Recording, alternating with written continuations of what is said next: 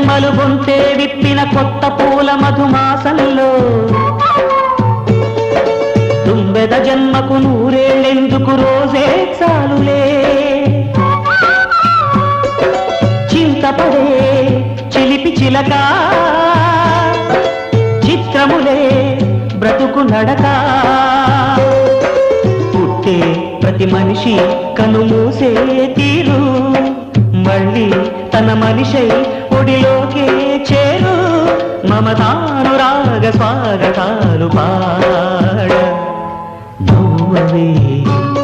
నవమల్లిక ఆశలే అందాలుగా